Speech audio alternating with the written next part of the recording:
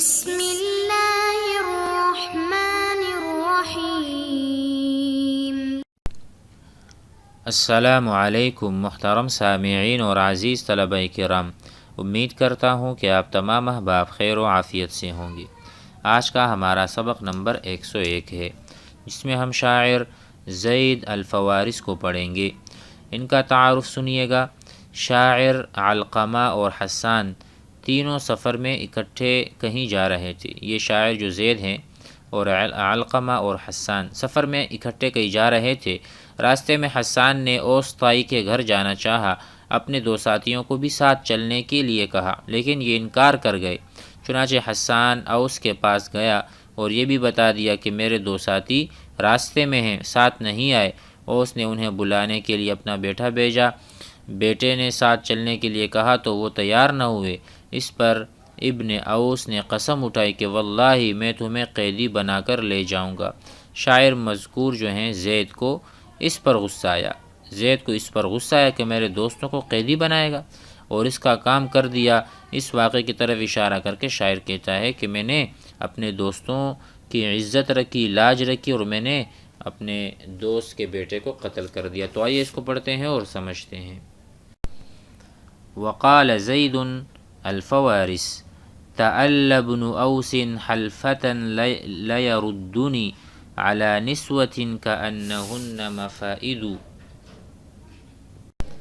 قصرت له من صدر شولة إنما ينجي من الموت الكريم المناجد دعاني ابن مرهوب على شنء بيننا فقلت له إن الرماح مصايد وقلت له كن عن شمالي فإنني سأكفيك إن ذاد المنية ذائد۔ ترجمہ کرتے ہیں۔ وقال زید الفوارس، زید فوارس کہتا ہے جو کہ من شعراء الجاہلیہ ہے۔ تعلی ای اقسمہ، تعلی بمعنی اقسمہ، اس نے قسم کھائی ہے۔ ابن اوس، اوس کے بیٹے نے، حلفۃ لیردنی، کہ اس نے ایک ایسی قسم کھائی ہے، لیردنی کہ وہ مجھے لوٹائے گا۔ کہاں پر؟ علی نسوۃ، مجھے ان عورتوں کی طرف، یعنی اپنے گھر کی طرف ضرور لوٹائے گا۔ کأنہن مفائد، گویا کہ ان کی جو عورتیں ہیں وہ مفائد ہیں۔ مفائد کسے کہتے ہیں؟ سیخ، آگ کھریدنے کا لوہا یا لکڑی، یعنی کیسے مجھے اپنی طرف کھینچ لیں گے، لوٹا دیں گے، گویا کہ وہ لوہا ہیں یا وہ لکڑی ہیں یا وہ سیخ ہیں جو مجھے پکڑ کر اچک لیں گے، لے جائیں گے۔ ایسا نہیں ہو سکتا۔ آگے کہتے ہیں قصرت، حبست، منعت، میں نے منع کیا اور میں نے روک لیا۔ قصرت له من صدر شولة، شولہ اس کے گھوڑے کا نام ہے۔ صدر کہتے ہیں سینے کو، یعنی میں نے اپنے گھوڑے کا سینہ اس کے سامنے کر دیا تاکہ میں اس پر وار کروں، اس پر حملہ کروں۔ انما ينجي من الموت الكريم المناجد، کہتے ہیں کہ موت شریف آدمی کو موت سے نجات دیتا ہے۔ المناجد الشجاع القوی، بہادر آدمی ہی، کہتے ہیں بہادر آدمی موت سے اپنے آپ کو نجات دیتا ہے۔ تو اگر اس سے مراد یہ ہوا کہ اگر میں اس کے ساتھ قیدی بن کر جاتا اور وہ مجھے عورتوں پر لوٹاتا، عورتوں کی طرف لے جاتا اپنے گھر قیدی بنا کر، تو یہ میرے لیے مرنے کی مترادف تھا، اس لیے میں نے اس کو منع کر دیا، میں نے اس سے لڑنے کا سوچ لیا اور میں لڑنے لگا۔ انما نجا، انما گویا کہ ینجی من الموت، موت سے نجات دینے والا کسی بھی شریف کو، المناجد الشجاع، المناجد کا جو لفظی ترجمہ ہے یعنی بہادر اور قوی آدمی کو مناجد کہتے ہیں، ٹھیک ہے۔ اور نجا ینجی، تنجیہ نجات دینا۔ دعانی ابن مرہوب علی شنء بیننا، کہتے ہیں اور علقمہ، ٹھیک ہے، ابن مرہوب نے مجھے دعوت دی صلح کی۔ دعانی استغاثہ، مجھے دعوت دی، دعا یدعو، یا مجھ سے مدد طلب کری۔ ابن مرہوب، مرہوب کے بیٹے نے، علی شنء بیننا، شن کہتے ہیں شنآن بیننا، یعنی بغض کو کہتے ہیں عربی میں۔ علی بغض بیننا، جو ہمارے درمیان بغض، تو کہا کہ بھئی صلح کر لو۔ فقلت له، تو میں نے اس سے کہا، ان الرماح مصائد، کہا جو ہم دونوں کے درمیان تھی اس میں ہم صلح کر لیں۔ تو میں نے کیا کہا؟ تو میں نے ان سے کہا کہ ڈرو مت، کیونکہ نیزے شکار گاہیں ہیں، کبھی ان کے اس کے ذریعے شکار ہوتا ہے اور کبھی آدمی خود اس کا شکار ہو جاتا ہے۔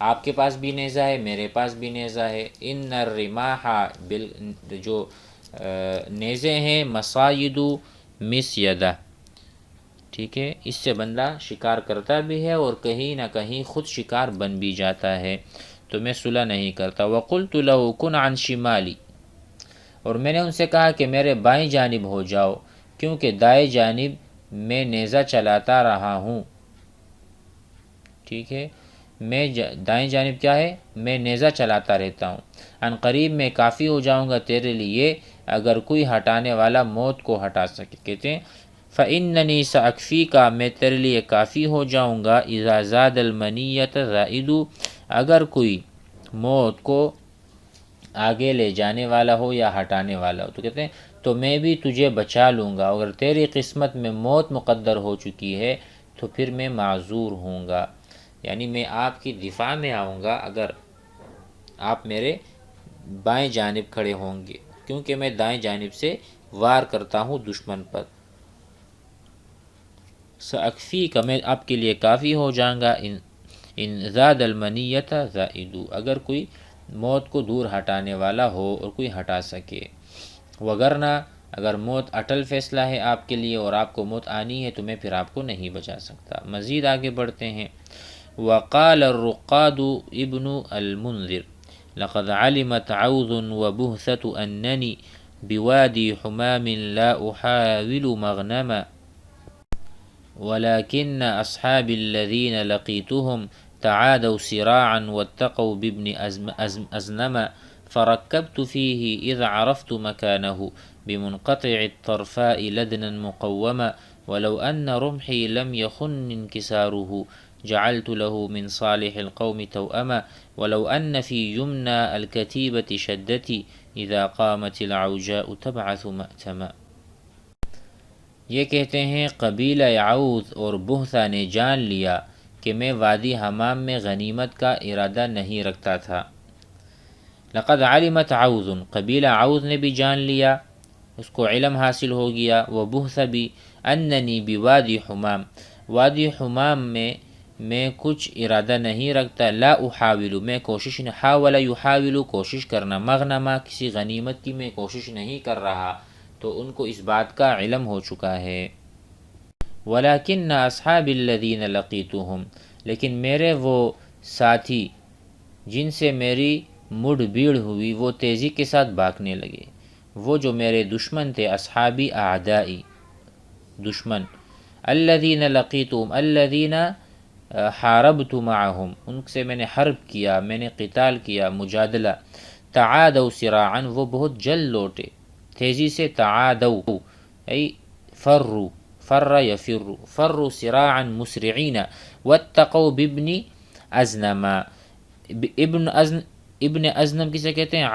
علم رجل شجاع او سید، کہتے ہیں ابن ازم کے پاس پناہ گزین ہوئے، وہ بھاگ گئے، ٹھیک ہے، یہاں سے مراد یہ ہے کہ انہوں نے اتقوا، انہوں نے ان کو وقایہ کہتے ہیں ڈھال کو، ٹھیک ہے، انہوں نے ابن ازنم کو اپنا ڈھال بنا لیا، اوڑھنا بچھونا، اور وہاں جا کے پناہ گزین ہوئے، وہاں جا کر چھپ گئے، بھاگ گئے میرے خوف سے۔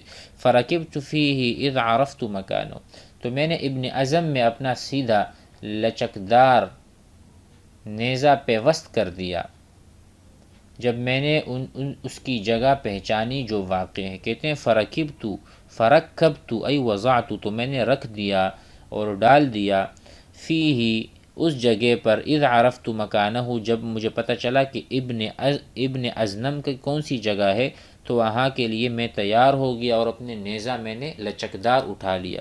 بمنقطع الطرفاء لدنا مقوما، اس کا ترجمہ ہے کہ جب میں نے جگہ پہچانی جھاؤ کے درخت کے اختتام پر، یعنی جہاں جھاؤ کے درخت ختم ہوتے ہیں وہاں اس کا گھر ہے، منقطع الطرفہ کہتے ہیں راستے کے ختم ہونے کو، لدنن لینن مضطربا مقوما قویم کو کہتے ہیں، یعنی الطرفہ جاؤ کا درخت کو کہتے ہیں، جاؤ کے درخت کو، لدنن مقوما سیدھا لچکدار نیزہ، ٹھیک ہے، تو میں نے ان کے لیے نیزہ تیار کر رکھا تھا۔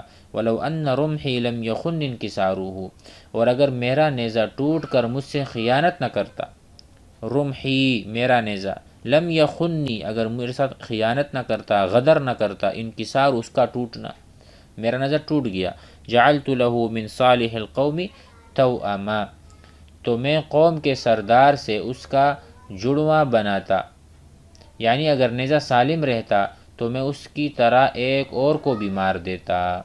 توأما کہتے ہیں جڑواں کو، جڑوے کو، توأم، ہادہ توأم، یہ اس کا جڑواں ہے، اس کا جیسا ہے، تو کہتے ہیں میں نے ایک کو تو قتل کر دیا، دوسرے کو بھی میں کر دیتا قتل، اگر میرا نیزہ مجھے دھوکہ نہ دیتا اور وہ ٹوٹتا نہیں۔ وَلَوْ أَنَّ فِي يُمْنَى الْكَتِيبَةِ شَدَّتِي، اور لشکر کے میمنہ پر اگر میرا حملہ ہوتا، یمنا، یمن الکتیبہ، کتیبہ کہتے ہیں جیش کو، لشکر کو، اگر لشکر کے دائیں جانب میرا حملہ ہوتا، شدتی ای الحملہ، الہجوم، الحجمہ، وکذالک نقول نحن حجم علیہ حجمتا، طیب، وشد علیہ الاغارہ، اگر اغارہ کرتے اور اس پر حملہ نہ ہوتا میرا، اذن قامت العوجاء تبعث مأتما، تو کہتے ہیں اگر اس کا میں حملہ کرتا اس وقت اس کی ٹھیڑی ماں ماتم و نوحہ گری برپا کر دیتی، اور یہ اس لیے کہ شاعر کے نیزے سے ابن اعظم مرا نہیں تھا بلکہ زخمی ہو کر لشکر کے میمنہ پر داخل ہو گیا تھا، تو شاعر کہتا ہے کہ اگر میمنہ میں داخل ہونے کا موقع ملتا تو میں اس کو موت کے گھاٹ اتار دیتا، پھر اس کی ماں اس پر ماتم کرتی نظر آتی، تو اس لیے یہاں پر کہا اگر میں جیش کا جو دائیں جانب ہے اس پر اگر میں حملہ کر دیتا تو اس کے بعد اس کی ماں جو ہے نا ابن ازنم پر ماتم کرتی، کیونکہ اس کو میں قتل کر چکا ہوں۔ تبعثو عندها مأتم، العوجا ٹھیڑی ماں، یا سمجھو کہ وہ بہت بوڑھی ہو گئی تھی، اس کی وجہ سے اس کی کمر جھک گئی تھی تو وہ ٹیڑھی ہو گئی تھی۔ امید ہے کہ آج کا سبق بھی آپ حضرات کو سمجھ میں آ گیا ہوگا۔ والسلام علیکم۔